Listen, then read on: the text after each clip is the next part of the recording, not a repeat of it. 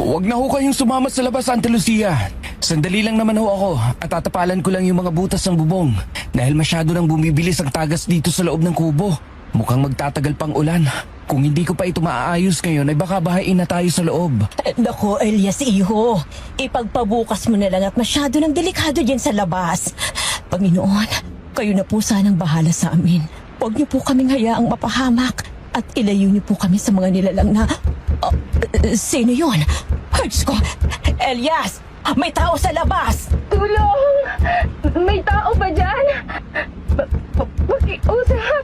Tulungan niyo ako! Oh, Diyos ko! 10 oras na ng gabi. Sino naman kaya yung magtatangkang mga tok ng ganitong oras? Iho, mag-iingat ka! Dito na lang po kayo, Ate Lucia. Ako na po bahalang tumingin. Sino ka? Kahit ngayong gabi lang, pwede po ba ako makituloy dito sa kubo niyo? Magbabayad ako kahit magkano. Patuloyin niyo lang po ako.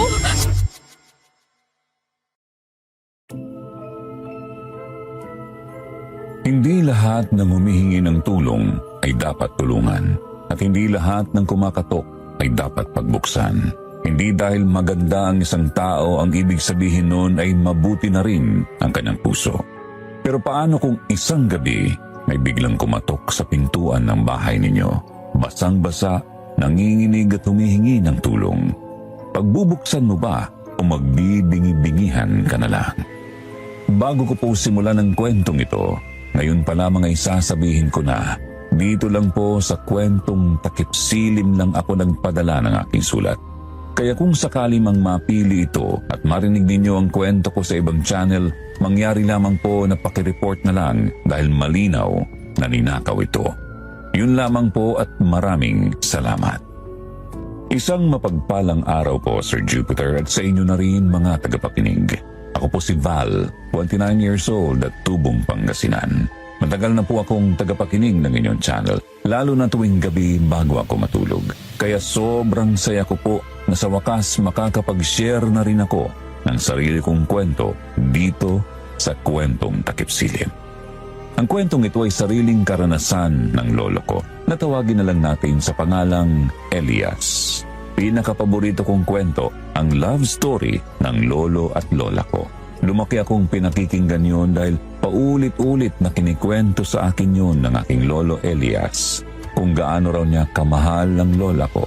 Kaya laking gulat ko nang minsan aminin niya na bago ang lola ko, may nauna pa pala siyang babaeng minahal. Isang babaeng hanggang ngayon ay nagbibigay pa rin sa kanya ng takot at kirot sa puso niya. Dahil hindi raw kasi yun basta isang simpleng babae lang, kundi isang mayamang nilalang na minsan tumatok sa pintuan ng kanyang kubo para makituloy at magtago.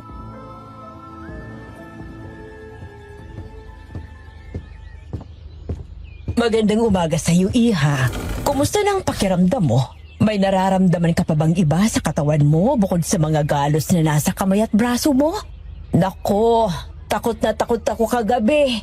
Mabuti na lang talaga at kasama ko ang pamangkin ko rito sa kubo. Dahil kung hindi ay hindi ko alam ang gagawin ko dahil sa sobrang nervyos ko. Teka, ano nga ba talagang nangyari sa iyo kagabi, Iha? Basang-basa ka at halatang takot na takot. Magandang umaga din ako sa inyo. Pasensya na po kung naistorbo ko po kayo kagabi. Wala na po kasi akong ibang mapupuntahan pa. Pauwi na po ako ng galing trabaho nang bigla na lang po may humabol sa akin at gusto akong gawa ng masama. Kaya dito po ako napadpad sa kubo nyo. Ang mga galos ko po, nakuha ko habang tumatakas. Marami pong salamat sa pagpapatuloy nyo sa akin. Kahit hindi nyo naman po ako kilala. Ganun ba? Naku, mabuti na lang pala at nakatakas ka. Marami na talagang masasamang tao sa panahon natin ngayon. Kaya sa susunod ay magdoble ingat ka na. At saka huwag mo nang isipin yun, Iha. Ang importante ligtas ka na. Teka, ano nga bang pangalan mo? Kanina pa tayo nag-uusap. Hindi ko pa pala alam ang pangalan mo. Veronica na lang po. Kayo po. Ate Lucia na lang, Iha. Ay, siya nga pala. Bigla akong naalala. Kung gusto mo i-report natin ang nangyari sa'yo kagabi. May kaibigang pulis ang pamangkin ko at alam kong matutulungan kanila. Pulis po? Yung lalaki po kagabi, siya po bang tinutukoy niyo, Auntie Lucia? Hindi, iha. Si Elias yon ang pamangkin ko. Yung kaibigan niya ang tinutukoy kong pulis. Ganun po ba? Ayoko na rin po sana makaabala pa. Ako na lang po ang pupunta sa presinto. Ituro niya lang po sa akin kung saan. Sapat na po na pinatuloy niyo ako kagabi sa kubo niyo. Pero kung pwede lang po sana makiusap, pwede po ba akong manatili muna dito pansamantala habang nagpapagaling pa po ako? Magbabayad po ako kahit magkano. Ano ka ba naman, Veronica? Ayos lang yon, iha. Hindi naman kami nagpapabayad. Pasay nga ako na magkakaroon na ng ibang tao dito sa kubo namin ng pamangkin ko. Nako, magkakasundo kayo nun. At saka, wala pa yung asawa. Auntie Lucia! Ay, Sos Mariosip kang bata ka. Kanina ka pa ba nandyan? Sapat na ho, para marinig ang huling sinabi niyo sa pasyente ninyo. Nakapagluto na po ako ng almusal. Kumain na po tayo at may trabaho pa po ako sa rancho ni Don Felipe. Ay nako, Elias. Bawasan mo nga yung kasungitan mo, iho. Hindi ka na bumabata. Paano ka makakahanap ng babaeng aasawahin mo niyan? Ito si Veronica. Auntie Lucia, alam mo namang wala pa sa isip kong bagay na yan. Dahil may mas mahalaga pa akong kailangan gawin at dapat unahin. Siya. Halika na nga, Veronica, at kumain na tayo. Ganyan kasi ang batang yan. Kapag nakakita ng maganda, nagsusungit na lang bigla. Auntie Lucia! Itong batang to, hindi na mabiro. Oo na, tatahimik na ako.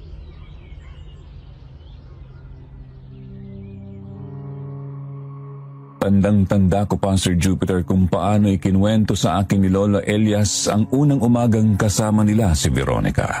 Sa simpleng asaran, sa pagiging masungit niya, wala raw siyang ideya na doon na pala magsisimula ang lahat. Sa isang desisyon na magpapabago hindi lang ng buhay niya, kundi ng mga taong mahahalaga sa kanya.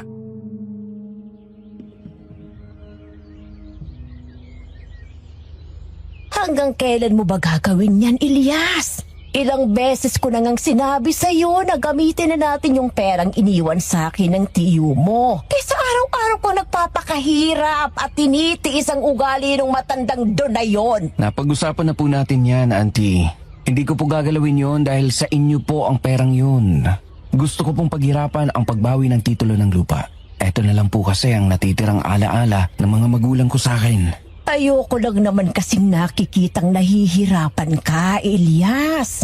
Sa akin ka na lumaki at binili ng kapatid ko bago sila mawala.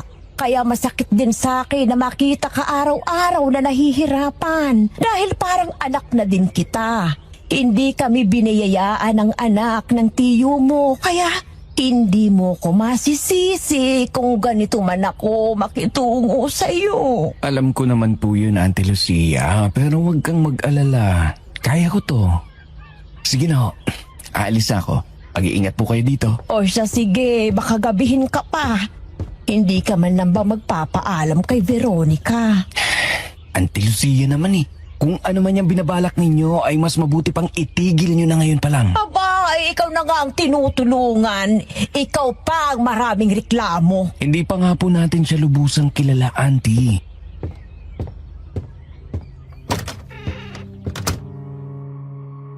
Sa tuwing inaasar raw siya ng Auntie Lucia niya ay napapailing na lang siya at agad na pinuputol ang kanilang usapan.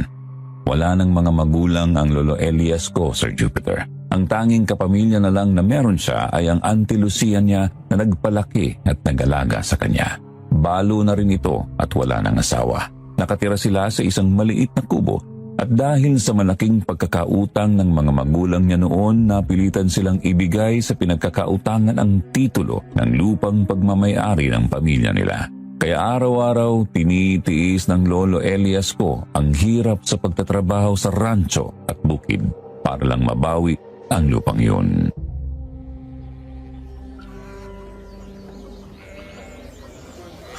Ilang beses ko magsasabihin sa inyo na ayokong may nakikitang nagpapahinga.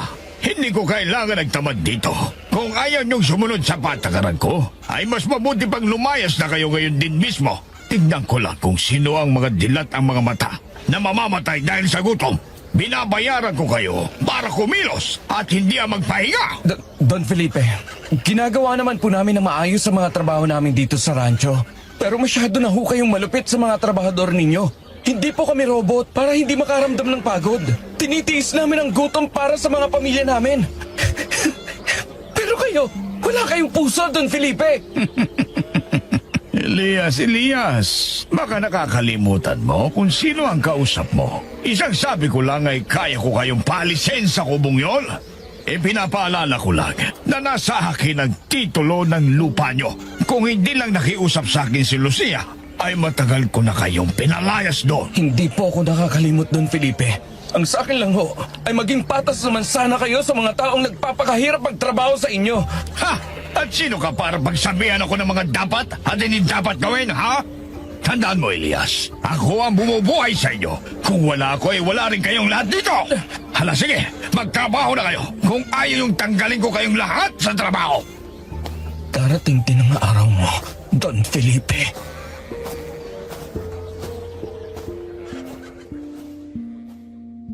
Sa rancho ni Don Felipe walang oras para mapagod, walang karapatang magpahinga.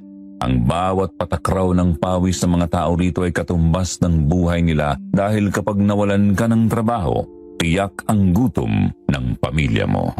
Isa si Lolo Elias sa mga trabahador ni Don Felipe, Sir Jupiter. Ang sabi niya sa akin, si Don Felipe raw ang halos nagmamay-ari ng lahat ng malalaking lupain sa lugar nila noon. Kaya naman halos lahat ng mga tao roon ay sa kanya nagtatrabaho at umaasa. Hindi dahil gusto nila, kundi dahil wala silang ibang mapagpipilian. Dahil simula pagkabata hanggang pagtanda, yun lang ang alam nilang hanap buhay. Kaya napipilitan silang lunukin ang bawat pasakit at pang-iinsulto ng matandang Don sa kanila. Lalo na ang Lolo Elias ko.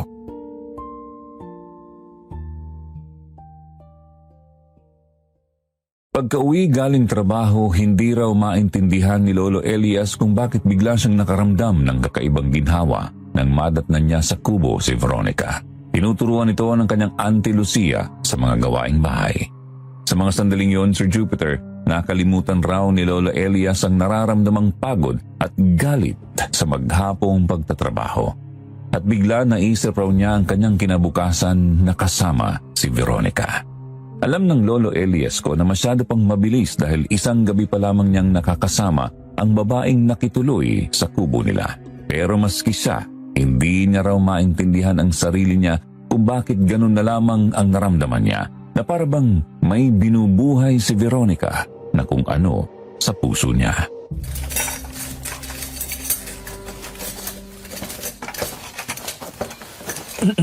Bakit nasa labas ka pa? At bakit ikaw ang naghuhugas ng mga platong yan? Ay, yes, ikaw pala. Kanina ka pa ba dyan? Pasensya na. Pinakialaman ko na. Wala kasi ako magawa kanina sa bahay. Kaya, tinuruan ako ni Auntie Lucia kung paano gawin ito.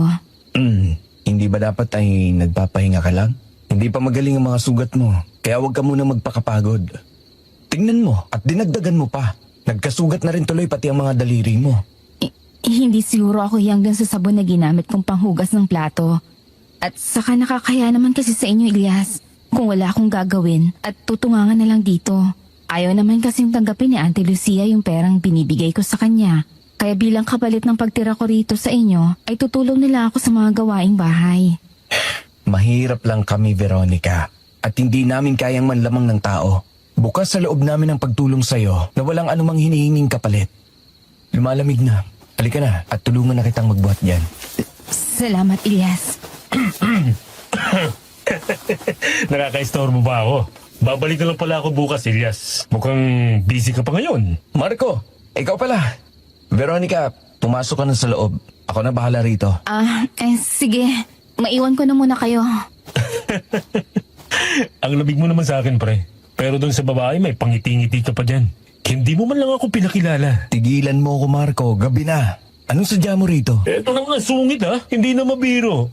Sinong babaeng yun, Elias? Pasyente ni Auntie Lucia, si Veronica. Dito muna siya sa amin pansamantalang nakatira habang nagpapagaling. Tinulungan namin siya nung isang gabi dahil may humahabol raw sa kanya at gusto siyang gawa ng masama. Na-report nyo na ba? Kung gusto mo, Elias, ako nang bahalang mag-asikaso nun. Sige, salamat Marco.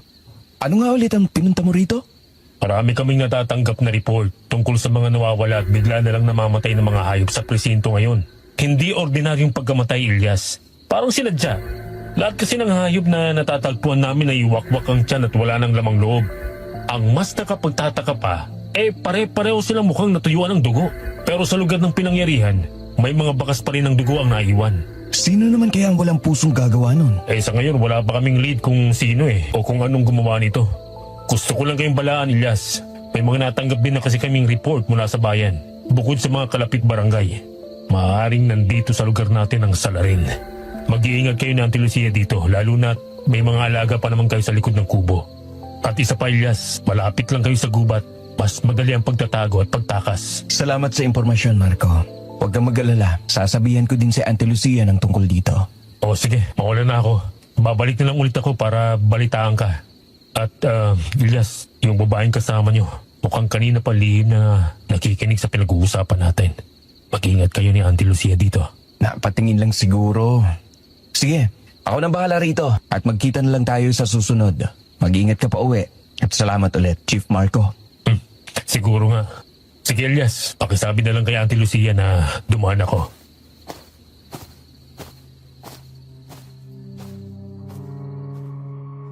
Isang pulis ang kaibigan ng Lolo Elias ko, Sir Jupiter. Nakilala raw niya si Marco nung hawakan nito ang kaso ng pagkamatay ng mga magulang niya. Si Marco rin daw ang tumulong sa kanila ni Auntie Lucia nung mga panahong walang-wala sila. 2 taon ang tanda sa kanya ng kaibigan ng pulis, mabait at mapagkakatiwalaan ayon sa lolo ko. Nang gabing yon, naging mailap raw sa kanyang pagtulog. Hindi kasi mawala sa isip niya ang babalang iniwan ni Marco. At bukod doon ay ang kakaibang kilos ni Veronica na nagdulot sa kanya ng hindi maipaliwanag na kaba at takot na hindi niya alam kung saan nanggagaling. Naisip na lang noon ng Lolo Elias ko na baka dahil hindi pa niya kabisado ang ugali ng babae, kaya ganun na lamang ang nararamdaman niya.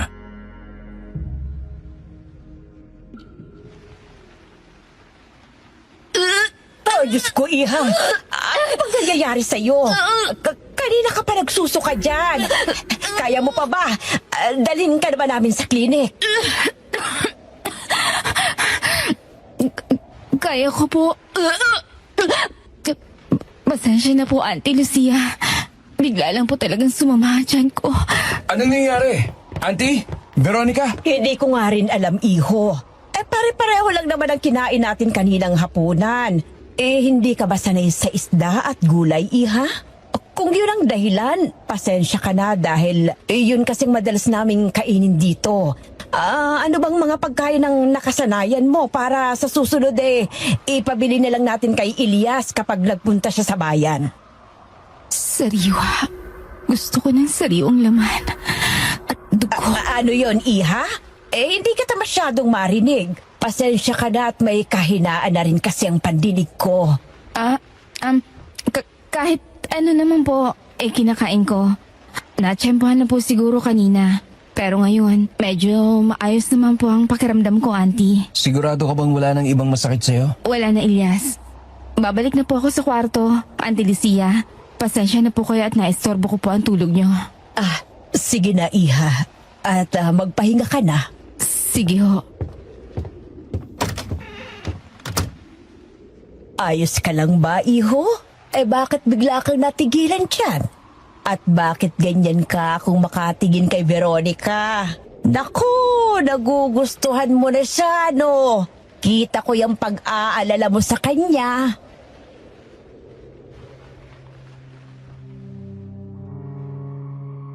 Ng mga oras na yun, Sir Jupiter, hindi raw alam ng Lolo Elias ko kung ano ang isasagot niya sa Auntie Lucia niya. Bigla na lang kasi siyang natigilan at nahulog sa malalim na pag-iisip. Hindi kasi siya sigurado kung totoo ba ang nakita niya dahil bahagyang nakayuko ang mukha ni Veronica. Nang tanungin siya ng Auntie Lucia niya kung ano ang mga kinakain nito. Para kasing nakita niya ang pagpapalit ng kulay ng mga mata nito. Ang dating puti at itim naging purong pula. Segundo lang daw ang tinagal, Sir Jupiter, kaya hindi raw sigurado ang lolo ko kung totoo ba ang nakita niya o namamalikmata lamang siya. Pero isang bagay daw ang malinaw. Hindi raw niya makakalimutan ang kilabot na gumapang sa buong katawan niya noong gabing iyon.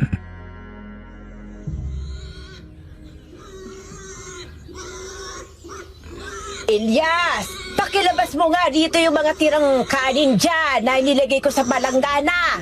Ipinatong ko sa mesa, dyan sa may kusina.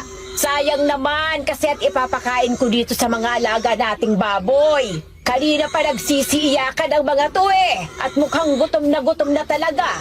Eto na po, Auntie. Nag-usap na po ba kayo ng buyer ng baboy? Oo, iho. Bukas raw kukuhanin ang mga ito. Mas maganda nga yun dahil may pandagdag tayo sa panggastos natin dito sa bahay. Pwede naman po ako tumulong sa panggastos dito sa bahay, Auntie Lucia. Ay nako, ikaw talagang bata ka, oo. Hindi ba nag-usap na tayo? Hindi mo naman kailangang bayaran ang pagtira mo dito. Tama si Auntie Lucia, Veronica. At saka may trabaho naman ako. Kaya ko kayong pakainin ni Auntie. Naku, para talaga Kung kayong... ano man po ang sasabihin ninyo, Auntie, wag na po ninyong ituloy. Aalis na po ako at baka magamok na naman si Don Felipe. Pahirap talaga sa buhay ang matandang doon na yon. Ang sabi ko naman kasi sa iyo, Ilyas, ay gamitin na natin yung pera. Sino po si Don Felipe, Auntie Lucia? Yung matandang mayaman na nakatira dyan sa malaking bahay. Masama ang ugali at mukhang perang matandang yun. Ganun po ba? May utang po ba kayo sa kanya, Auntie? Oo, iha. Aalis na po ako, Auntie. Mamaya na tayo mag-usap ulit. Veronica, may gusto ka bang ipabili? Hindi na, Ilyas. Huwag ka na mag-abala pa. Makakakain naman ako mamaya. Mag-iigat ka, iho. Kunin mo na lamang sa mesa yung pagkain na binadot ni Veronica para sa tanghalian mo. Sige po. Aalis na ako, Auntie. Veronica.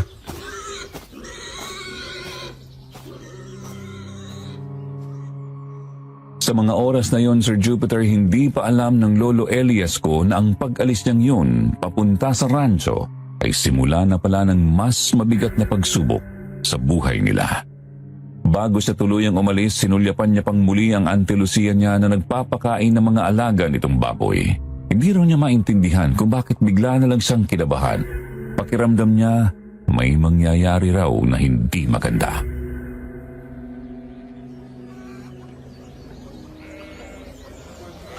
Bilisan nyo magsikilos! Marami pa kayong gagawin! Araw ng sahod ngayon, pero pasensyahan na lang. Dahil ang iba sa inyo ay walang sasahurin. Hindi naman po ata tama yan, Don Felipe. At ano naman sa tingin mo ang tama, ha, Elias? Mga trabahador ko lang kayo. Mga palomunin dito sa lupa ko at wala kayong karapatang magsalita. Dahil boses ko ang batas dito. Yan ang tatandaan mo. Don Felipe, bawat 5 na kinikita ninyo ay pinaghihirapan namin. Kung wala kami ng mga trabahador ninyo, wala rin na bukid at rancho na ipinagmamalaki ninyo. O bata, sumasagot ka pa. Kung gusto mo, bayaran mo lahat ang utang ng mga magulang mo sa akin. Kung ayaw mong paalisin ko kayo nagtuluyan sa lupang nyo. Magkano ba ang utang nila, Ilyas, sa inyo?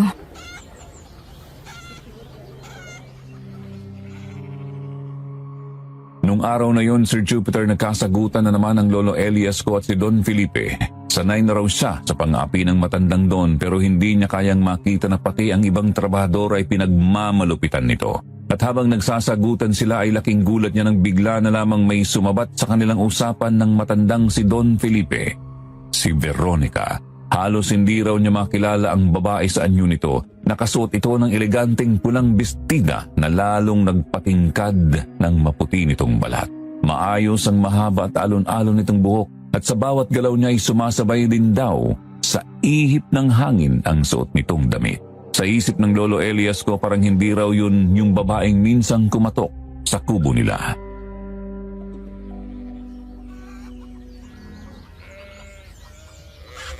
At sino ka naman? Sa tingin mo ba ay kaya mong bayaran ang pagkakautang ng pamilya ng lalaking yan sa akin? Ha? Hindi mo na kailangan pang malaman kung sino ako. Ang tanong ko ang sagutin mo. Veronica, ano bang ginagawa mo rito? Halika na, umuwi na tayo. Hindi mo kilalang matandang yan. Masahol pa siya sa hayop. Ayokong pati ikaw ay mapahamak at mapag-initan niya. Magtiwala ka lang, Ilyas. Akong bahala. Bayaran niyo ako ng 5 milyon. Kapalit ng titulong ito. Ano? Magagawa niyo ba? Ayan! Sobra-sobra pa yung pera nasa loob ng bag na yan para matahimik ka.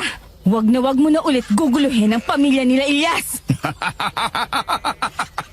Kung ganyan pa sana noon, hindi sana'y nagkasundo tayo. Ngayon ay patas na tayo, Elias. Pinabalik ko na ang titulo ng lupa niyo. Wag ka nang aapak pang muli sa lupain ko. Halika na, Ilyas. Saan galing ang perang yun, Veronica? Hindi ka dapat nakialam dahil problema ko yun. At paano mo nalaman na doon ako nagtatrabaho? Ilyas, gusto ko lang makatulong sa'yo at kay Auntie Lucia. Hindi ko na kaya makita kayong nahihirapan. Hindi mo dapat ginawa yun. Napalapit na kayo sa akin, Ilyas. Pasensya na. Pinilit ko si Auntie na sabihin kung nasaan ka. Tsaka pera ko naman ang ginamit ko. Kaya huwag mong isipin na may utang ka sa akin. Hindi ko naman kayo sisingilin. Hindi, Veronica. Ibabalik ko ang pera mo. Babayaran kita. Hindi ko kailangan ng pera mo, Ilyas. Kung pera lang din pag-uusapan, marami ako niyan. Ang gusto ko lang naman, ang makatulong ako sa inyo. Mahirap bang intindihin yon? Huwag mong ipamukha sa akin ang yaman mo, Veronica. Hindi ko kailangan yan. Kapag sinabi kong babayaran kita, babayaran kita. Ang dami mo namang sinasabi. Ayan, edi tumahimik ka. Halika na nga, umuwi na tayo, Ilyas. Kanina pa naghihintay si Auntie Lucia sa atin.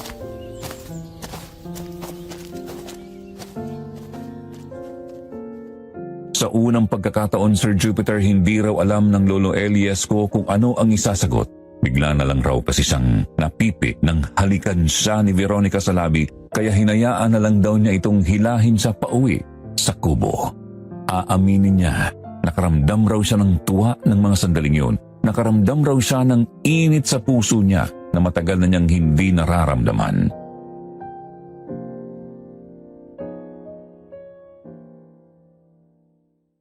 Pero panandalian lang pala ang tuwang yun dahil habang papalapit sila sa kubo ay isang nakakabinging sigaw ang bigla nilang narinig.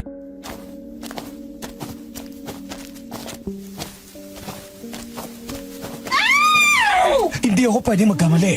Boses ni Auntie Lucia yun. Siya nga, maayos pa naman siya nang iwanan ko siya sa kubo. Pero hindi ang mga alaga niya. May sinabi ka ba? Ang sabi ko ay bilisan na natin.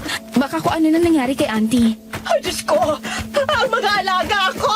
Tulong! Mga kapitbahay! Tulong! Auntie! Ano nangyari? Magsisinong lang sana ako ng mga sinampay. Ay, nakalimutan ko kasi kanina. Nakakatulog na rin ako noon dahil uminom ako ng tsaa na tinimpla ni Veronica bago siya umalis. Ay, bigla kasing sumakit ang ulo ko. Pagising ko ganito na. Diyos ko, Elias! Pinatay nila ang mga baboy natin! Sinong gumawa nito? Tama na, Auntie. Ipinapangako ko, pagbabayaran natin kung sino man na may gawa nito. Si Marco, iho. Papuntahin mo siya rito. Ano nang gagawin natin? Bukas kukunin na sana ang mga baboy. May paunang bayad na sila, Elias. Nagastos ko na. Magkikitawag ako. Papupuntahin ko si Marco rito. Gagawa ako ng paraan, Auntie Lucia. Huwag na po kayo mag-alala, Auntie Lucia. Ako nang bahalang kumausap sa kanila.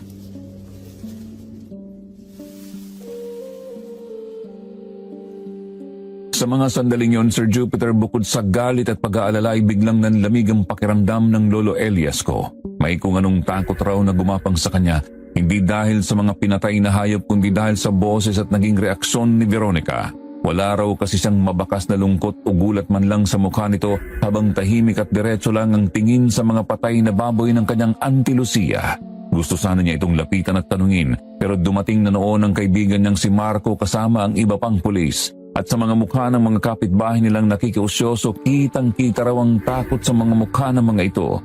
Takot na baka sa susunod, ang mga alaga naman nilang hayop ang isunod dahil yun lamang ang tanging pinagkukunan ng ikinabubuhay nila.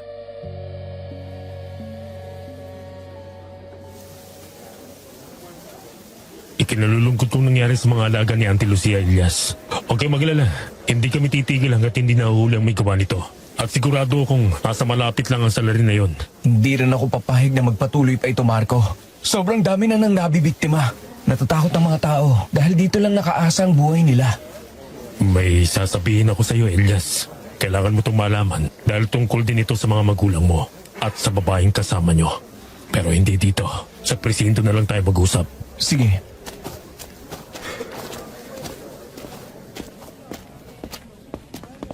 Opo ka muna, Elias. May gusto ka bang inumin muna? Hindi na, Marco. Salamat na lang. Ano palang sasabihin mo? Sino ba talagang babaeng yan, Elias? Sinubukan ko hanapin ang lahat ng records. Barangay, ospital, kahit anong pwedeng pagkunan ko ng impormasyon tungkol sa babaeng yon. Pero maski isa, wala akong nakita. Walang eksaktong pagkakakilanlan. At hindi rin malaman kung saan ba talaga siya nanggaling. Anong ibig mong sabihin? Ibig kong sabihin, parang bigla na lang siyang lumitaw rito sa lugar natin. Alam kong nasabi mo na kung paano siya napadpad sa kubo nyo. Pero hindi ka ba nagtataka, Elias? Bakit sa lahat ng mga bahay na nandun ay sa kubo nyo pa siya nakituloy? Alam kong likas sa'yo at kay Auntie Lucia ang pagiging matulungin. Pero hindi lahat ng humihingi ng tulong ay ligtas pagkatiwalaan, Elias. Lalo na kung wala kang ibang alam tungkol sa kanya bukod sa pangalan niya na hindi mo naman alam kung yun nga ba talaga. Sinasabi mo bang masamang tao si Veronica? Na may balak siyang saktan kami ni Auntie? Hindi ko sinasabing masama siya. Ang sinasabi ko lang ay halatang may kakaiba sa pagkatao niya. Sa kilos, sa mga tingin. Kaya pinag-iingat lang kita. Kaibigan kita, Elias. At hindi na rin iba sa akin si Auntie Lucia. Ayokong mapahamak kayo dahil lang sa babaeng yun. Alam ko, hindi ko naman pababayaan si Auntie Lucia, Marco. Kilala na kita mula sa pagkabata pa, Elias.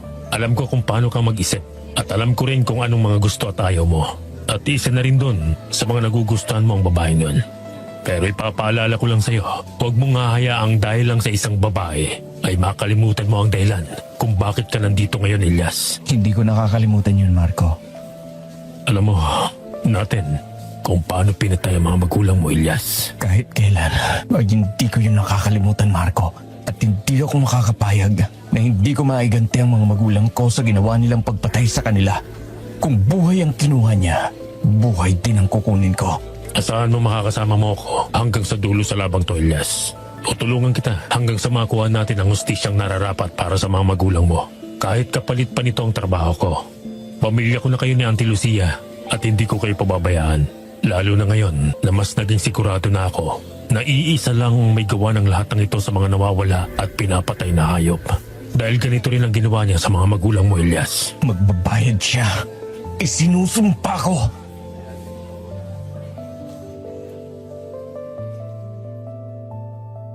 Nang mga sandaling yon, Sir Jupiter, tuluyan ang nabalot ng galit ang puso ng Lolo Elias ko. Galit na matagal na niyang kinikimkim mula pa noong gabing kinitil ang buhay ng mga magulang niya.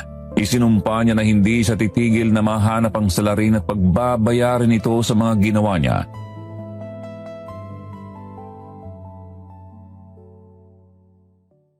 Pero sa kabila nun, may isang nagngangalang Veronica ang unti-unti nang nakakapasok sa puso ng Lolo Elias ko.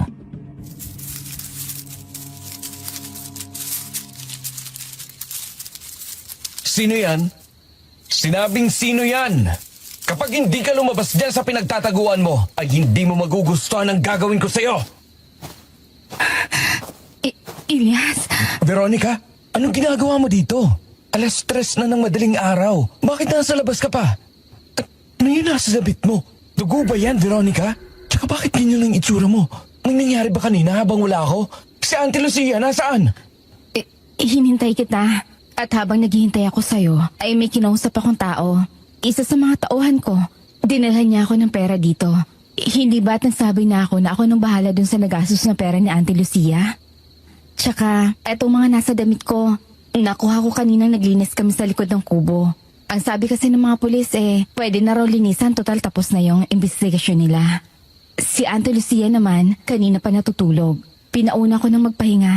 Ang sabi kasi niya hintayin ka rin daw niya. Pero ang sabi ko ay ako nila ang bahala maghintay sa'yo. Sino ka ba talaga, Veronica? Anong ibig mong sabihin na sino ako, Elias? Bakit ka nandito? Yung mga perang tinutulong mo sa amin, saan ang galing ang mga yon? Ni hindi nga namin alam kung taga saan ka nga bang talaga. Pinagdududahan mo ba ako, Ilyas? Kung ang pinoproblema mo yung pera, huwag kang mag-alala. Dahil hindi yung galing sa nakaw, Ilyas. Sariling pera ko yon at wala akong gagawin na masama sa inyo ni Auntie Lucia. Sa tono ng pananalita mo, parang inaakusahan mo ako na may balak akong gawin sa inyo. Sige, sasabihin ko na sa'yo ang totoo. Napadpad ako dito sa lugar niyo dahil tumakas ako. Tinakasan ko yung lalaking balak ipakasal sa akin ng mga magulang ko. Mayaman din siya gaya ko. Pero Ilyas, ayoko sa kanya. Hindi ko siya mahal. Kaya nandito ako ngayon sa kubo niya ni Auntie Lucia para magtago. Ayoko makita niya ako. Ayoko nang bumalik doon. Hindi ka bagay sa lugar na ito, Veronica. Kaya bakit hindi ka na lang bumalik doon? Matututunan mo ding mahalin kung sino man yung lalaking tinutukoy mo. Hindi! Ayoko! Ayoko na bumalik doon, Elias! Gusto ko dito sa inyo ni Auntie Lucia. Wala akong pakailam kahit magkanapaso ang mga kamay ko sa pagluluto o kahit masugatan ang mga kamay ko sa panghihiwa at magmakmak ang mga ito sa kakalaba at kakahugas ng plato. Basta dito lang ako sa iyo, Elias. Hindi habang buhay. Kaya ka naming itago rito, Veronica. Kaya mas mabuti pang bumalik ka na lang sa inyo.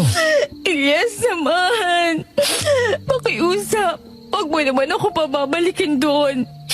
Lalo pa ngayong may pagtingin na ako sa iyo. Pumasok ka na sa loob. Matulog ka na, Veronica. At sa ibang araw na tayo mag-usap. Elias!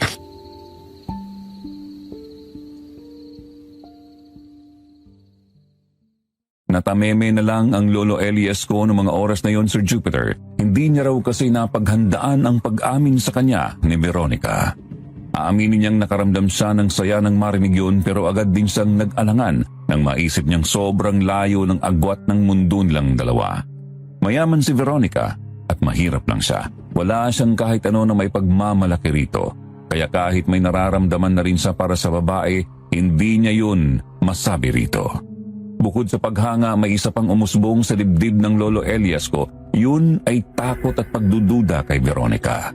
Hindi na raw kasi nawala sa isip ni Lolo Elias ang mga mantsa ng dugo sa damit ni Veronica. Pinalampas niya ang paliwanag nito. Pinili niyang maniwala pero hindi ibig sabihin noon ay hindi na niya babantayan ang bawat kilos nito. Hanggang sa muling sumikat ang araw at isa na namang pangyayari ang bumulabog sa tahimik nilang lugar.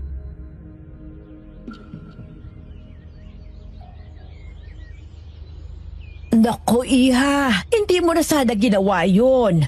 May pera naman kami ni Elias. Yung iniwan sa akin ang tiyuhin niya. Pwede namin gamitin yun pambaya doon sa mga taong kukuha sana ng mga alaga kong baboy. Pero matatagalan pa po, Auntie, kung ang yung pera na yun ang gagamitin nyo. Kailangan nyo pang maghintay bago mailabas ang mga yun sa bangko. Sa asta po ng mga tao kanina na pumunta rito, mukhang hindi na sila makakapaghintay pa.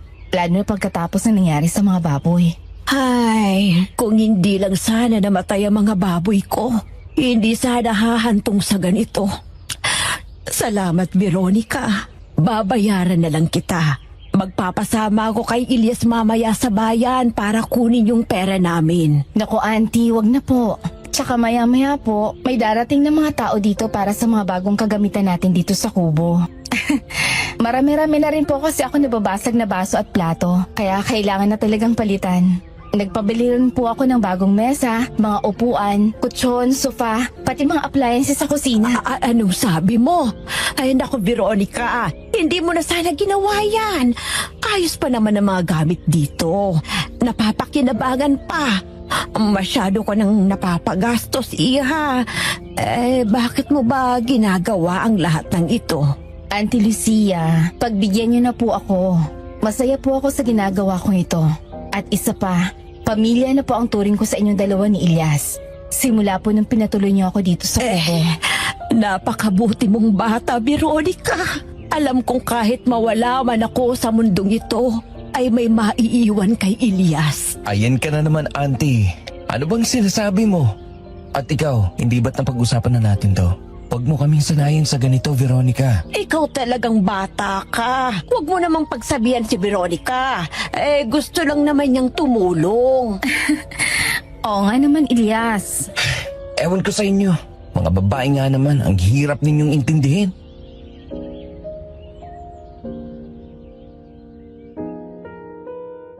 lahat ng gamit sa kubo ay napalitan ng bago, Sir Jupiter. Tandang-tanda pa ng Lolo Elias ko kung paanong nakiusyoso ang mga tao sa dami ng kagamitang hinatid sa kanila nung araw na yon. Halos hindi na nga raw magkasya ang mga ito sa maliit nilang kubo. Hindi na rin sila nauubusan ng pagkain sa dami ng stock nila sa bahay. At ang lahat ng yun ay galing kay Veronica. Daig pangaraw nila ang nanalo sa loto sa biglaang pagbabagong yun na nangyari sa buhay nila.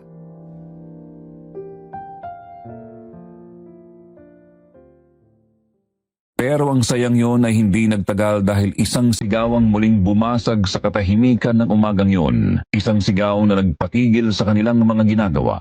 Akala nila'y puro saya na lang ang kasunod pero kasabay pala nun ay ang panibagong lungkot at pangamba na naman ang kanilang kakaharapin.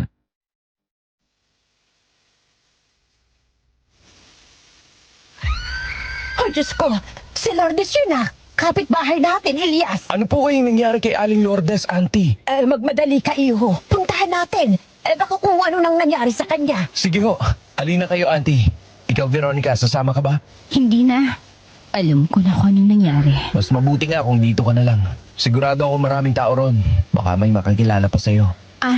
Oo. Dito na lang ako. Napagod din ako sa pag-aayos ng mga gamit kanina. Tsaka biglang sumama ang pakiramdam ko kagabi. Magpapahinga lang ako saglit bago ako magluto ng kakainin natin mamayang tanghalian. Sige, mauna na kami. Pero kung hindi mo talaga kaya, ay ako na lang gagawa nun. Magpahinga ka na lang muna dito. Sige.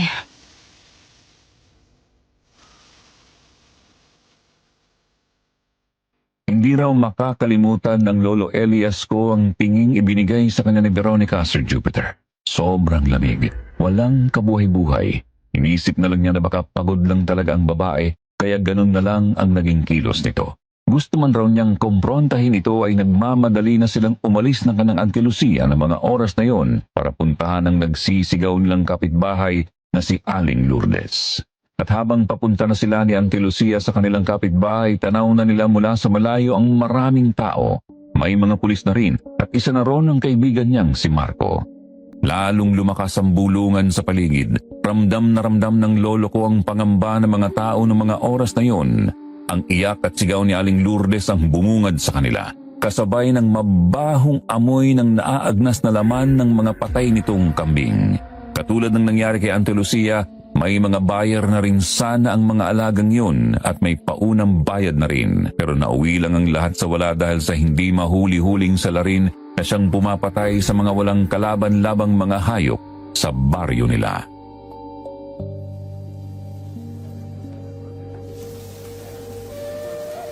Napakawalang hiya ng gumawa nito. Masahol pa siya sa hayop. Auntie, mas mabuti pong umuwi muna kayo. Baka makasama sa kalusugan yung amoy. Masyado nang masangsang. Sandali lang, iho. Dito muna ako. Kawawa naman si Lourdes at ang asawa niya. May sakit pa naman ang mister niya. At ang perang mapagbebentahan sana ng mga kambing ay siyang gagamitin nila para sa pampagamot rito. Elias, Auntie Lucia. Naku, iho, ano nung balita? Kailan ba matitigil ang mga kaguluhang ito? Marami ang natatakot dito sa lugar natin, Marco. Hindi pa ba nahuhulang walang hiyang pumatay sa mga alaga naming hayop? May lead na ba kayo, Marco? Hindi na biro ang mga nangyayari. Kailangan na mahuli ang salarin. Patuloy pa rin pong investigasyon, Auntie Lucia, Elias. Pero sa ngayon, mas mabuti po munang umuwi na muna kayo, Auntie. Babalitaan ko na lang po kayo. Huwag kayong magalala. Mahuhuli namin ang may gawa nito. Sige, Marco. Ihahatid ko muna si Auntie sa kubo. Sige. May pag-uusapan din tayo mamaya, Elias. Susunod na lang ako sa inyo pagkatapos ng trabaho ko dito. Sige, hihintayin na lang kita sa kubo.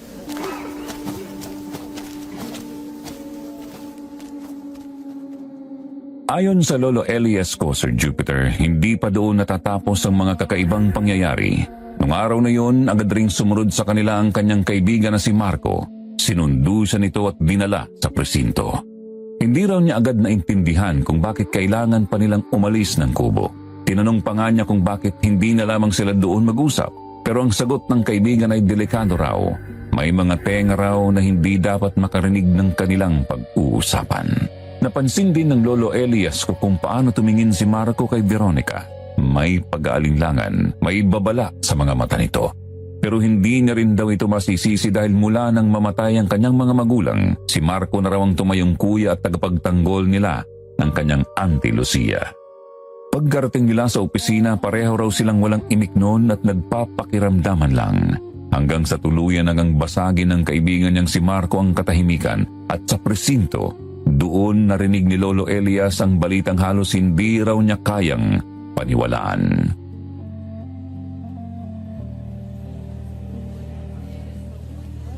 Hindi na ako magpapaligoy-ligoy pa, Elias. Nagsalita ng lalaking nahuli namin kahapon na may kinalaman sa pagpatay sa mga hayop. Umamin siyang inutusan siyang painumin muna ng nakalalasong gamot ang mga hayop bago niya ito katayin at kunin ang mga lamang loob ng mga ito.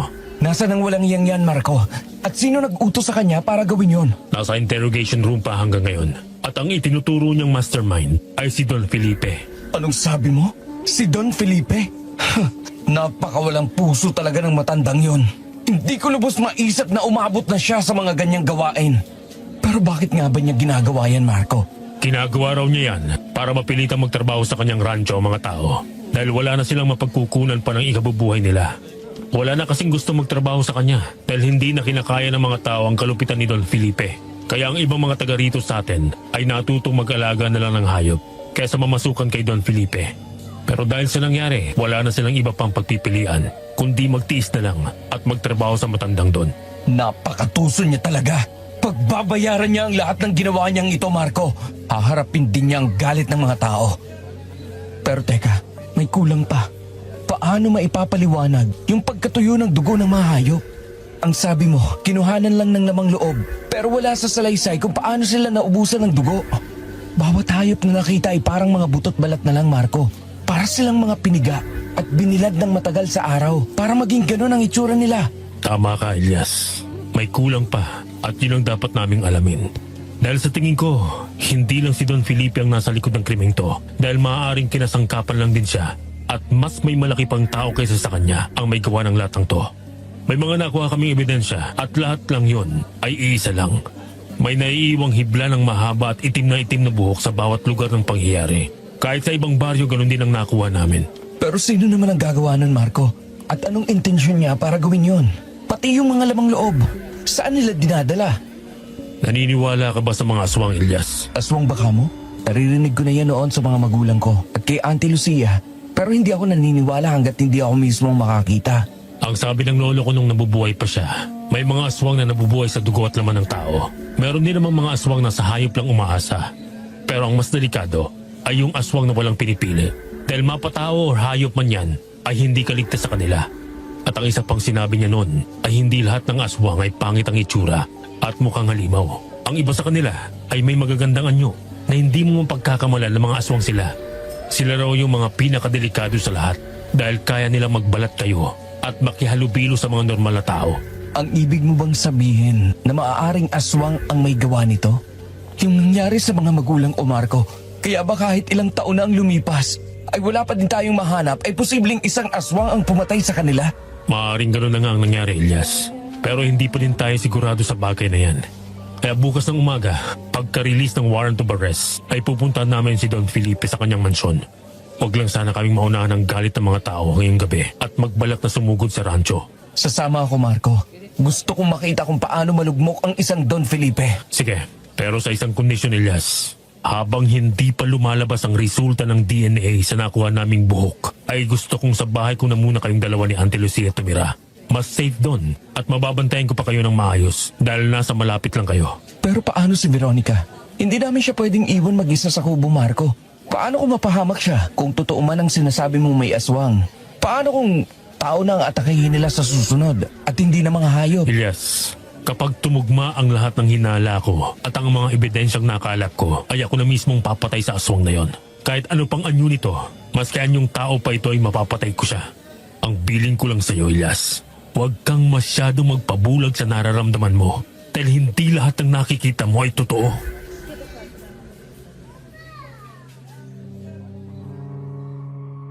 Nung mga oras na yun, Sir Jupiter, binundol raw ng matinding kaba at takot ang puso ng Lolo Elias ko. Pangamba para sa kaligtasan ng pamilya niya at takot dahil sa isang kutob na nararamdaman niya. Na sa kabila ng lahat ng paliwanag ni Marco, may may isang mukha raw na pilit pumapasok sa isip ng Lolo Elias ko. Isang mukhang pilit niyang itinataboy. Nagmamadaling umuwi ang Lolo Elias ko po noon galing presinto. Halos hindi na raw niya makita ang mga nadadaanan niya sa paligid sa sobrang bilis ng pagpapaandar niya sa motor na hiniram lang niya sa kaibigan. Ang tanging nasa isip niya kasi noong mga oras na yun ay ang makarating agad sa kubo at maibalita kay Auntie Lucia ang lahat ng natuklasan nila ni Marco at kung gaano kalaki ang panganib na nakaamba sa kanila. Pero huli na siya dahil pagdating niya sa kubo ay ang ingay, sigawan ng mga nagtitipon na tawang sumalubong sa Lolo Elias ko.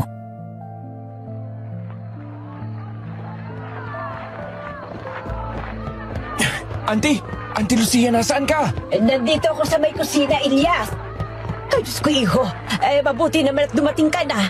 Kanina pa ako nakasilip dito sa may bintana para tingnan ang sitwasyon din sa labas. Simula kasi kaninang hinatid mo ako rito sa kubo. Hindi na natigil ang kaguluhan dyan kila Lourdes. Ano bang nangyayari sa labas, Auntie? Di ba dapat wala nang ibang tao dapat ang nandyan? Maliban kila Aling Lourdes at mga naiwang pulis para mag-imbestiga. Kung kumalat na, iho. Nalaman na ng mga tao ang tungkol kay Don Felipe. Paano? Sinong nagsabi sa kanila? Sasabihin ko pa nga lang sana sa iyo ang tungkol doon. Pero nahuli na pala ako dahil alam mo na. May mga pulis daw ang nakitang pabalik-balik kanina sa mansyon ni Don Felipe. Tapos may isang lalaki raw na nagsabing si Don Felipe ang may pakana sa pagpatay ng mga alagang hayop ng mga taga-baryo.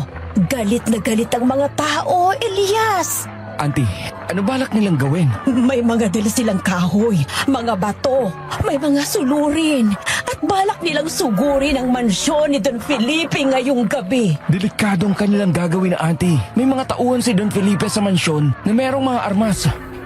Baka mapahamak lang sila at ang mas mahirap pa doon ay baka may mga mamatay dahil sa pagsugod na gagawin nila. Pinipigilan ko sila kanina, iho. Bumalik ako kila Lourdes. Sinabihan ko silang hintayin na lamang ang mga pulis. Pero hindi na raw sila makakapaghintay pa. Sobra-sobra na raw ang galit na nararamdaman nila sa Don. Wala nang takot, Elias. Kaya wala nang makapipigil pa sa kanila. Kailangan nating umalis dito, Auntie. Saan tayo pupunta? Sa bahay ni Marco. Mas ligtas ka doon. Hindi na tayo pwedeng manatili rito sa kubo, Auntie. Ihahatid kita ron at sasama ako sa mga tao papunta sa mansyon ni Don Felipe. Kailangan ko makasiguro na walang mapapahamak sa kanila. Elias, paano si Veronica? Nasaan si Veronica, Auntie Lucia? Hindi ko alam, iho. Pero kanina, pagbalik ko galing sa bahay ni Lourdes nakita ko siyang may kausap na lalaki. Mukha silang nagtatalo. Hindi ko makita kung sino yung kausap niya dahil nakatalikod dito sa akin. Nang makita ko ni Veronica, pinaalis niya na yung lalaki at kinausap niya ako na aalis din siya. Parang may importanteng aasikasuhin. Kanina pa nga ako naghihintay sa kanya rito pero hanggang ngayon, hindi pa siya bumabalik, Elias. Baka isa yun sa mga tauhan niya, Auntie. Huwag mo muna masyadong isipin si Veronica. Alam kong ligtas siya at walang mangyayaring masama sa kanya. At kung sakaling bumalik siya, ay pupuntahan ko na lamang siya mamaya dito. Pero sa ngayon ay uunahin na muna kita. Halika na, Auntie Lucia. Kailangan na nating umalis. Huwag mo muna akong ihatid sa bahay ni Marco, iho. Gusto kong sumama sa pagpunta sa bahay ng walang hiyang Don Felipe na yon. Gusto kong ipaghigante ang mga alaga kong pinapatay niya. Pero Auntie Lucia... Halika na, Elias. Wala nang oras. Kailangan na nating magmadali sa pagpunta ron. Auntie, dito tayo. Huwag kayong lalayo sa akin. Ay, Diyos ko, Elias. Ang dami nila.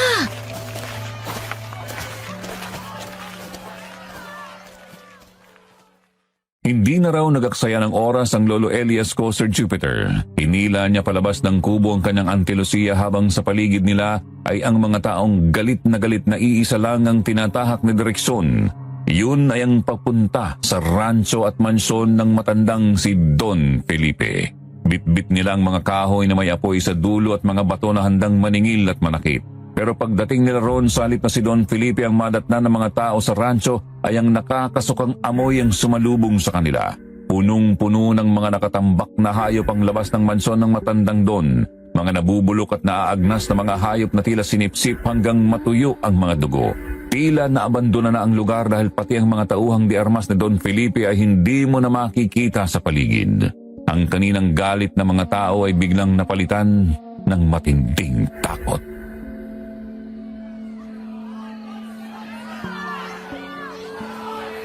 Ay, Diyos ko! Ano to? Mga hayop! Elias! Ang daming patay na mga hayop! Elias! Ate Lucia! Marco, nasaan si Don Felipe? Nasa presinto na. Inaresto na namin kanina. Bago pa makarating ang mga tao rito. Kung ganun, sino ang gumawa nito? Bakit hinayaan ng Don na itambak lang dito ang mga patay na hayop na ito sa kanyang bakuran?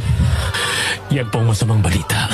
Pero bago ko po sabihin sa inyo ang lahat, kailangan na po nating umalis ngayon din dito. Habang abala pa ang mga tao sa nangyayari sa loob. May iwan ang ibang kapulisan dito para makipag-usap sa mga nagwawalang tao. Kaya bago pa nila tayo mapansin, kailangan na po natin makalis rito. Dahil masyado ng delikadong sitwasyon. Sige Marco, halika na Auntie Lucia.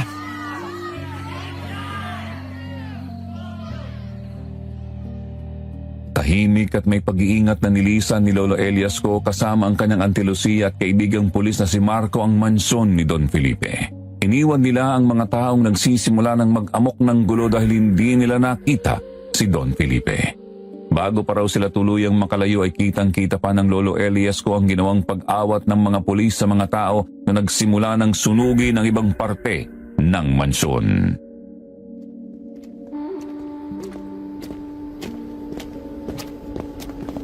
Dito tayo, Elias. Ante Lucia. Nasaan tayo Marco? Hindi ito ang opisina mo. Maupo muna kayo. Nandito tayo sa interrogation room.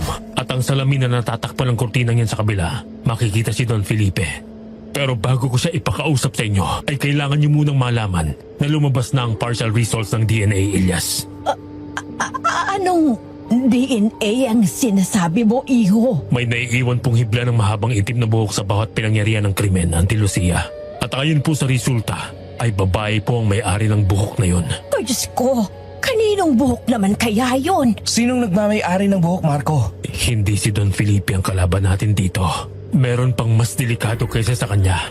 Isang tao na mas malapit sa inyo. O tamang sabihin na isang nilalang na pinatuloy niyo sa kubo niyo, Elias. Anong ibig mong sabihin Marco? Si Veronica. Siya ang may-ari ng buhok. Siya ang nilalang na pumapatay sa mga hayop dito sa lugar natin. Elias, Ante Lucia. Isa siyang aswang. Totoo bang sinasabi mo, iho? Oh, Diyos ko! Nagpapasok kami ng aswang sa kubo namin! Hindi ako naniniwala. Imposible ang sinasabi mo Marco. Paano magagawa ni Veronica ang mga bagay na yon? Hindi siya aswang. Hindi niya magagawa ang mga bagay na binibintang ninyo sa kanya. Elias, anak, huminahon ka! Hindi kayang magsinungaling ng nakuha kong resulta, Elias. Huwag kang magpakabulag sa nararamdaman mo sa babaeng yon. Sinisiraan mo lang si Veronica dahil ayaw mo siya para sa akin. Elias, gumising ka! Hindi tao ang babaeng nagustuhan mo, kundi isang halimaw. Tingnan mo ang nangyari kay Don Felipe. Nandiyan siya! Itago niyo ako! Tumakbo na kayo! Ayan na ang aswang! Mga baging Diyos, anong nangyayari sa kanya? Ba't parang wala na siya sa sarili niya? Tama po kayo, Auntie Lucia. Hindi na nakayanan ng Don at tuloy nang nawala ang katinoan niya. Simula nung makuha namin siya ay ganyan na ang mga sinasabi niya. Paulit-ulit niyang binabanggit ang mga nakita niya at nangyari sa kanya.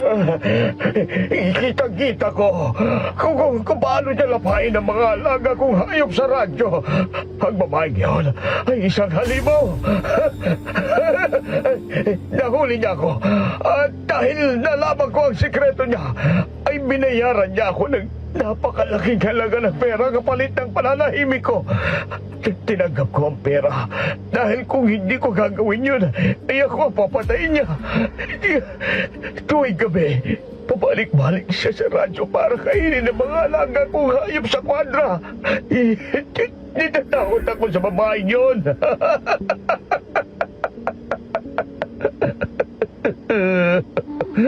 Pinalabas niya ako ang may sala pero hindi. Wala akong kasalanan. Pakawalan niyo ako rito. Wala akong kasalanan. Hindi ako pumatay. Hindi ako. Ang Veronicang yun ang pumatay sa mga hayop dito sa lugar natin. Paparating na siya. Ay, Diyos ko! Ilyas! Hindi. Hindi ito totoo.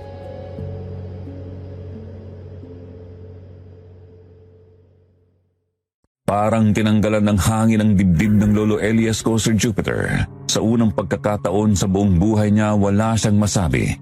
Wala siyang mahawakan kahit isang dahilan para itaboy ang katotohanang unti-unting bumabaon sa isip niya. Ang bawat sigaw ni Don Felipe, bawat halakhak nitong puno ng takot ay parang patalim na paulit-ulit na humihiwa sa kanya. Doon niya naramdaman ang bigat ng lahat ng babalang binaliwala niya dati. Ang mga gabing may dugo sa damit ni Veronica, ang madalas na pagkawala nito tuwing gabi, ang malamig na titig na minsan niyang ipinagkibit balikat. Gusto raw niyang maniwala na may mali, Sir Jupiter, na may pagkukulang lang sa investigasyon, na may iba pang paliwanag ang kaibigan niyang si Marco. Dahil ayaw maniwala ng utak niya pero sa kaibuturan ng puso niya may isang boses na paulit-ulit na sumisigaw. Aswang ang babaeng nagustuhan mo, Elias. Halimaw ang babaeng pinapasok mo sa buhay niyo. At habang nanginginig si Auntie Lucia sa kanyang tabi, unti-unti ring gumuguho ang natitira pang tiwala at pag-asa na pinanghahawakan ng Lolo Elias ko.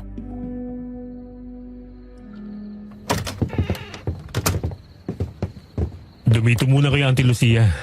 Hanggat hindi pa namin nahuhuli ang nilalang na yon, ay manatili muna kayo sa bahay ko.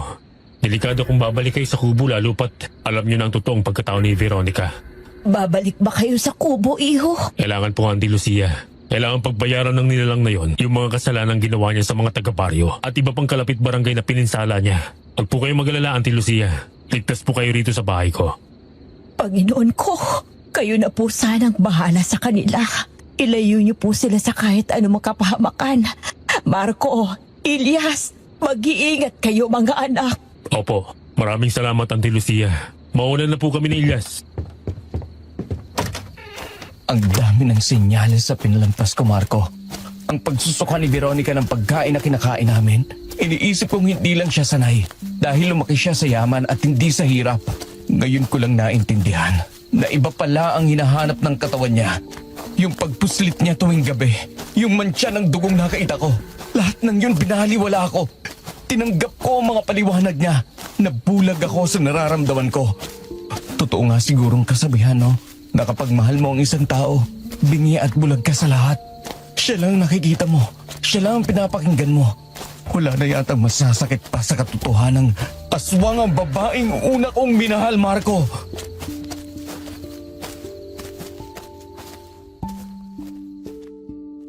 Habang naglalakad sila pabalik sa kubo ay doon na tuluyang bumigay ang Lolo Elias ko, Sir Jupiter. Isa-isang bumuhos ang mga salitang matagal niyang kinimkim habang tahimik na nakikinig si Marco sa bawat pagtatapat ng kaibigan niya. Ganun nga raw siguro ang pag-ibig. Hindi lang ito puro saya dahil minsan kalakip nito ay ang sakit. Lalo na kung hindi talaga siya ang itinadhana para sa iyo. Kailangan ka munang masugatan para maintindihan mong may mga pagmamahal na hindi kailanman pwedeng magtagal at ipilit.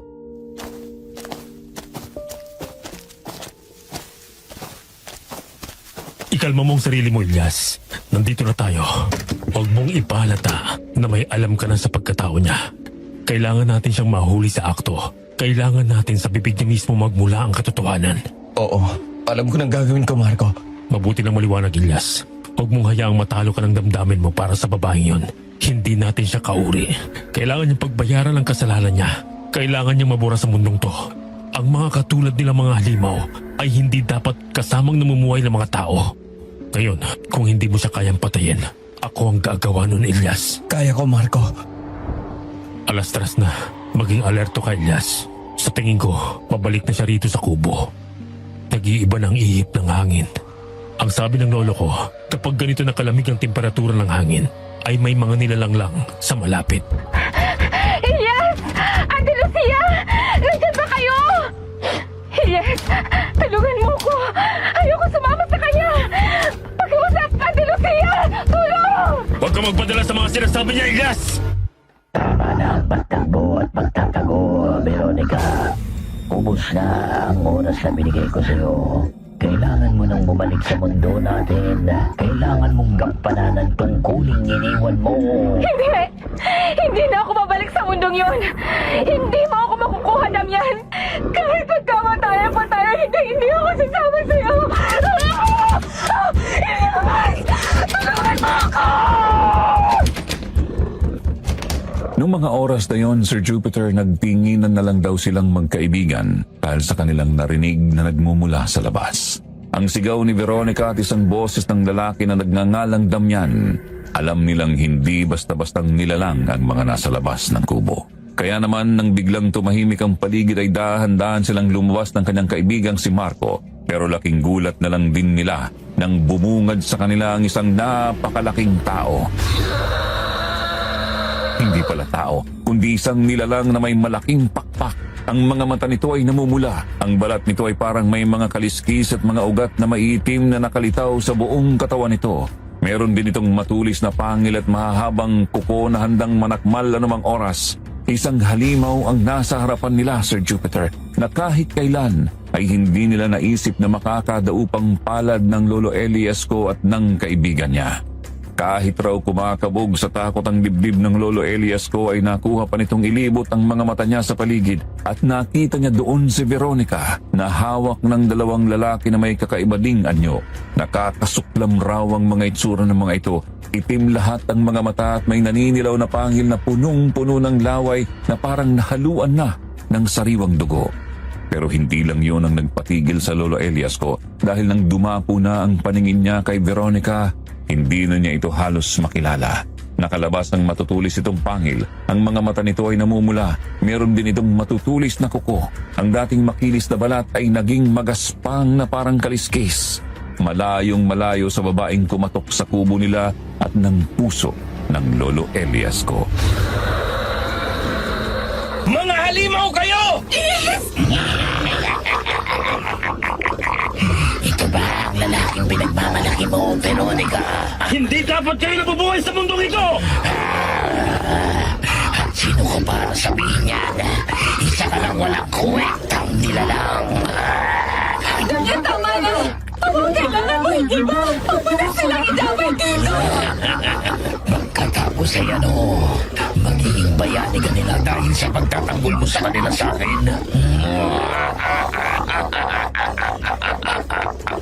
Bayani pa rin ba kaya ang magiging tingin nila sa'yo kapag nalaman nila ang totoo? Tama na, Damian! Nagpumiglas si Veronica sa pagkakahawak sa kanya ng dalawang nilalang na mahigpit siyang hinahawakan. Nang makawala siya ay sinakmal niya ang leeg ng mga tauhang aswang ni Damian. Nagkalat at nagtalsikan sa mukha ni Veronica ang mga dugo ng mga ito. Pagkatapos doon ay mabilis niyang dinamba si Damian at nagpambuno silang dalawa sa lupa. Doon nakaisip ng paraan ng Lolo Elias ko at si Marco. Habang abala ang dalawa sa paglalaban ay mabilis silang tumakbo papasok ng gubat. Hindi kasi sila makakagalaw ng maayos kung nasa kubo lang sila. Kailangan nilang magplano at samantalahin ang hindi pagkakasundo ng dalawang halimaw. Tumakbo ka lang, Elias! Huwag na huwag kang hihinto! Kailangan natin makalayo para walang ibang taong madamay! Hindi nyo kami matatakasan. Hayaan mo na sila, Damian! Sa akala mo ba'y hindi ka rin papatayin ng mga yan? Isa kang aswang, Veronica. At hindi kayo naman pwedeng magsama ang aswang at ang mga tao. Yan ang itatak sa kukote mo. Lalo na kung ikaw ang dahilan kung bakit ang... Kailangan ko siyang patamaan sa puso, Elias. Yun lang ang tanging paraan para tuloy na mamatay ang isang aswang. Ako nang bahala kay Damian. Ikaw naman kay Veronica. Sige, mag-iingat ka, Marco! Hindi nyo ako mapapatay. Mga wala kayong silbi. Huwag mong sasaktan si Marco! Bitawan mo ang kaibigan ko, Damian! Elias! Tumakbo ka na! Ako na bahala dito, Elias! Hindi umubra ang plano nilang patamaan ng baril ang halimaw na si Damian. Sa mabilis na paggalaw nito, sa braso lang ito nadaplisan ni Marco. Nang makabawi ang halimaw, mabilis niyang pinuntahan ng kaibigan ni Lolo Elias na si Marco at sa kanya ito sinakal, sabay tinaas sa ere. Ilang sandali pa ibinalibag niya ang katawan nito sa isang puno. Lalapitan na raw sana ito ng Lolo Elias ko nang siya naman ang pagbalingan ni Damian. Mabilis din raw siyang sinakal nito at itinaas sa ere. Akala raw niya ay katapusan na niya yun pero pinigilan ni Veronica si Damian. Dinambahan niya ito sa likod at mabilis na kinagat sa leeg si Damian pero dahil sa malakas ito hindi rin umubra sa kanya si Veronica. Kahit pagsamahin niyo pa ang lahat ng mga pwersa niyo, ay hindi niyo ako matatalo. Walang binatbat sa akin ang lalaking pinagpapalaki mo, Veronica. Tulad niya siya ng mga magulang niyang tataka-taka at walang kuwenta. Anong sabi ko? Huwag mong idamay ang mga magulang ko dito dahil hindi mo sila kilala! Yan ang akala mo, Elias. Kilalang kilala kita, pati ang mga magulang mo. Hindi ba, Veronica?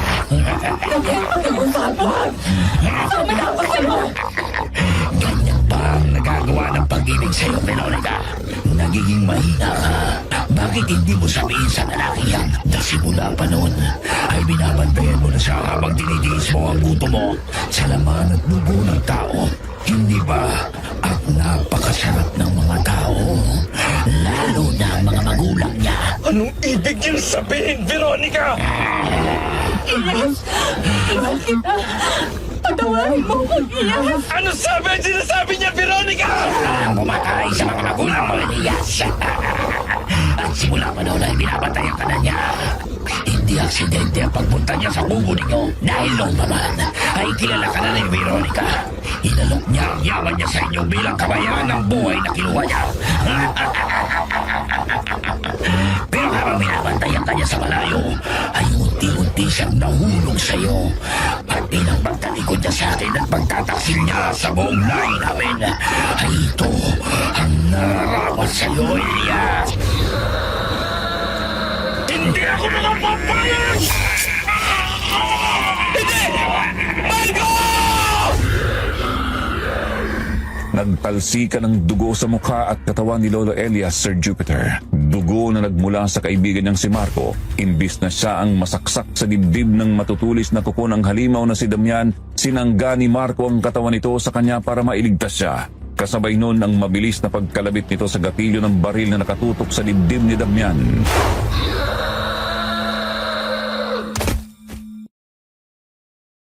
Tumagos ang bala hanggang sa puso nito na siyang dahilan ng pagkamatay at unti-unti nitong pagkalusaw hanggang sa maging abuna ng tuluyan ang katawan ng halimaw na si Damian.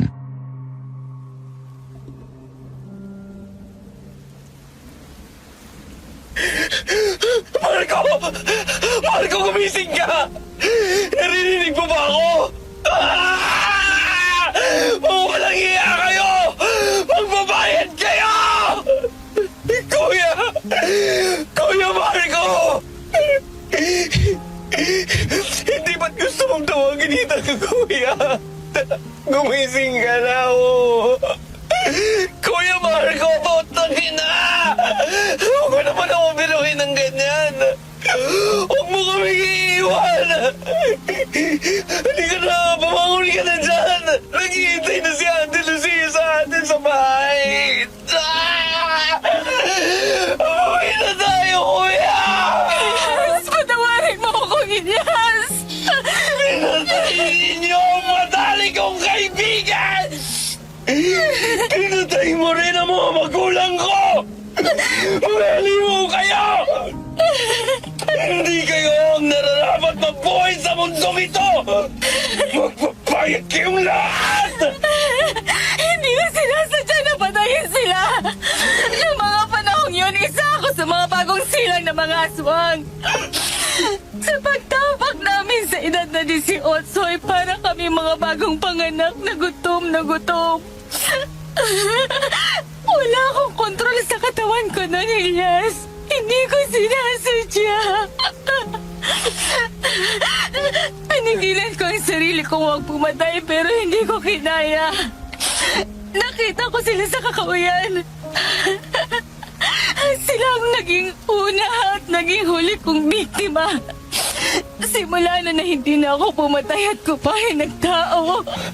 Ang mga magulang ko, walang kalaban-laban. Ang mga magulang ko na gusto lang naman akong buhayin at bigyan ng masayang pamilya.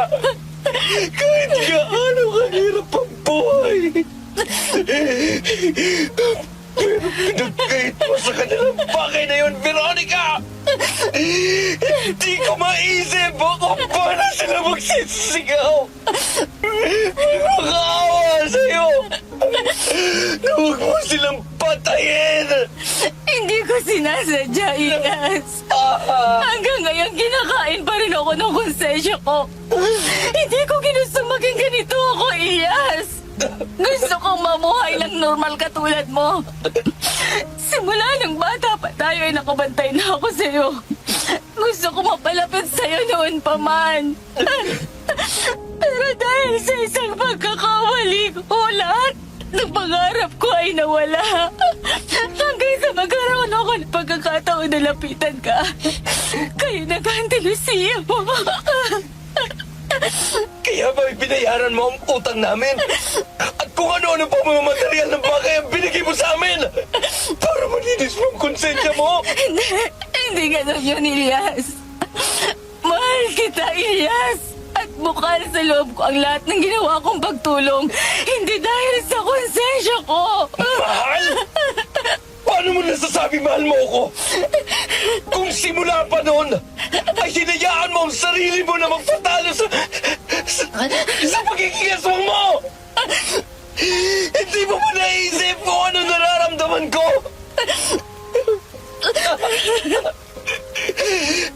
Aminin ko, Veronica. Nagkaroon ka rin ng puwang sa puso ko. Akala ko, ako yung magtutuloy sa pangarap ng magulang ko para sa akin. Isang masayang pamilya kasama ka. Ilyas! Matawad, mahal ko! Gawin mo na, Ilyas. Kung yan lang ang tanging paraan para mapatawad mo ako at makuha ang mahustisya para sa pagpatay ko sa mga magulang ko, gawin mo na!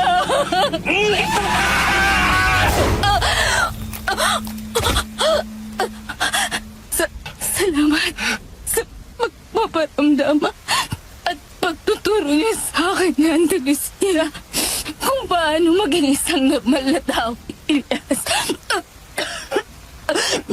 Na mahal kita, Ilyas. Patawad.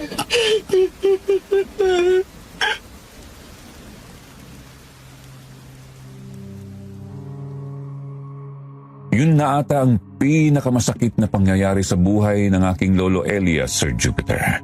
Ang malaman na ang babaeng mahal niya ay isa palang aswang. Ang aswang na pumatay sa mga magulang niya na matagal na niyang hinahanapan ng hustisya. At ang masaksihan mismo ang pagbubuwis buhay ng kanyang matalik na kaibigan para lang mailigtas siya. Wala na rin sigurong mas masakit pa kung unti-unti mong nakikitang nawawalan ng buhay ang babaeng mahal mo sa mga kamay mo mismo. Dahil mas pinili mo ang hustisya at pagmamahal para sa mga magulang mo. Sa gabing yun, 2 beses namatayan ang aking lolo Elias. Isang kaibigan at ang babaeng una niyang minahal. Nakamit ng aking lolo Elias ang hustisya na nararapat para sa magulang niya. Pero habang buhay naman niyang dadalhin ang sakit at sugat na dulot ng kahapon.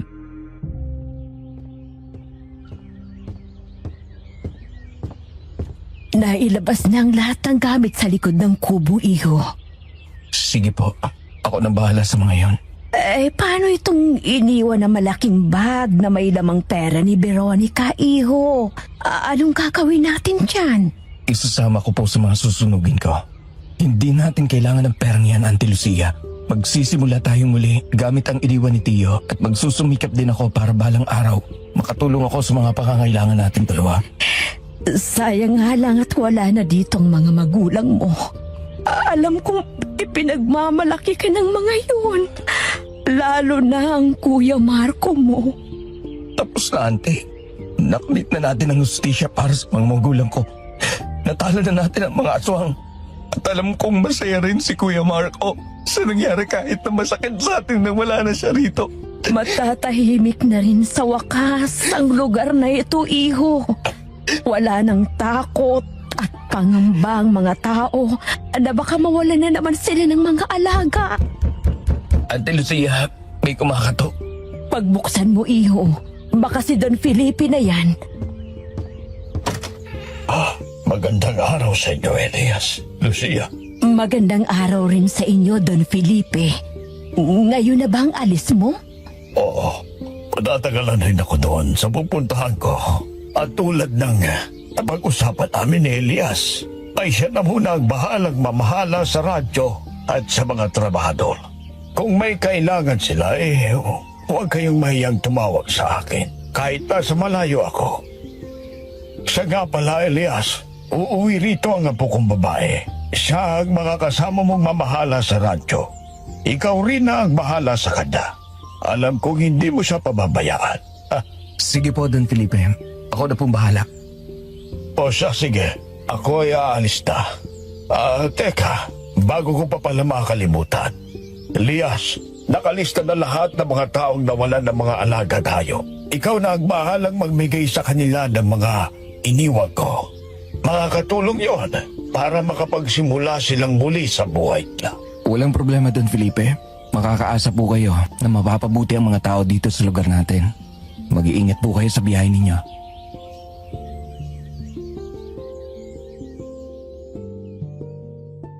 Kasabay ng pagsilip ng liwanag, nagbago din ang ugali ng matapobreng si Don Felipe. Matapos nitong mahuli at mawala sa sarili ay nagpagamot ito. At sa kanyang pagbabalik, humingi siya ng tawad sa lahat ng tao na naagrabyado niya, lalo na si Lolo Elias. Binigyan niya ng trabaho ang mga tao na walang hanapbuhay. Pinalitan niya ang mga hayop na nawala sa mga tao. Nawala na ang pagiging malupit nito at tanging pagpapakumbaba at pagtulong na lang sa mga tao ang ginawa ng Don. At dahil sa magandang ipinakita nito, napatawad siya ng mga tao. Marami mang nagbago at nawala sa buhay ng Lolo Elias ko, sa huli, naging masaya rin naman siya dahil sa pamamagitan ni Don Felipe, nakilala niya ang babaeng nagpatibok muli ng kanyang puso. Yun ay ang aking lola. At doon na nga sa Jupiter nagsimula ang love story nilang dalawa. Hanggang dito na lamang po ang kwentong takip-silim ng aking Lolo Elias. Maraming salamat po sa inyong pakikinig.